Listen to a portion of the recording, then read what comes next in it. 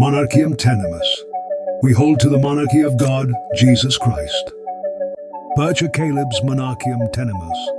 We hold to the monarchy takes readers on a fascinating journey through this often overlooked chapter of Christian history.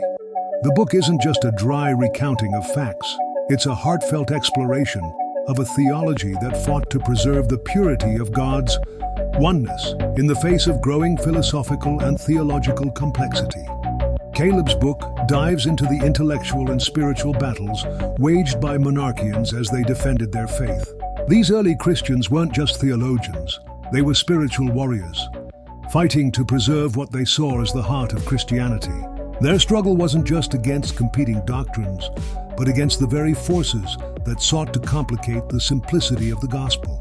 One of the most striking aspects of Monarchiam Tenemus is its exploration of how early Christians wrestled with the concept of the Trinity.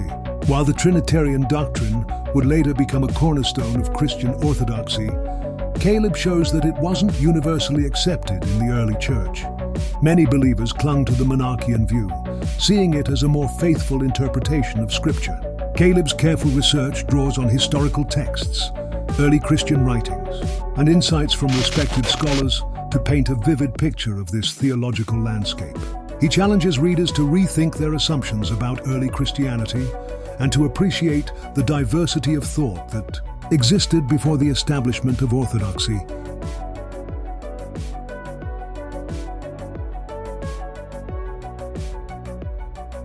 Let's start on page 598 of the volume 3 of the writings of the Athanasian Fathers. This is Tertullian. He says, "The simple indeed, I will not call them unwise and unlearned." He really is calling them that, but he's saying he will not call them that. "Who always constitute the majority of believers are always startled at the dispensation of the three-in-one." In other words, Tertullian is saying that the majority of believers who were, according to him, unwise and unlearned, they never believed in a Trinity. They stood for the oneness of God. And this is true. And listen to page 599.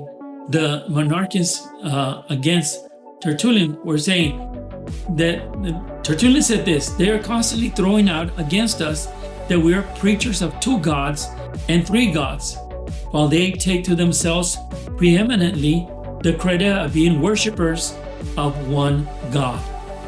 But there's always been a group of believers, churches that believe in only one God, and that God cannot be divided or separated or classified into distinct persons.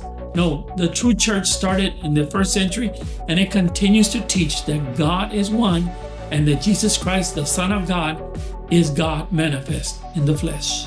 For anyone interested in early church history, theological debates, or the enduring relevance of monarchianism, Monarchiam Tenemus. We Hold to the Monarchy is an invaluable resource.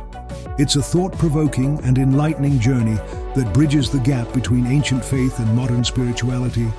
Available online at lulu.com, this book is a must-read for anyone seeking to understand the roots of Christian doctrine and the challenges faced by early believers. Through Caleb's passionate storytelling and careful research, readers are invited to explore a theology that remains as relevant today as it was 2,000 years ago. In a world where faith can often feel fragmented and complicated, Monarchiam Tenemus reminds us of the power of simplicity, the profound truth that God is one and His rule is absolute.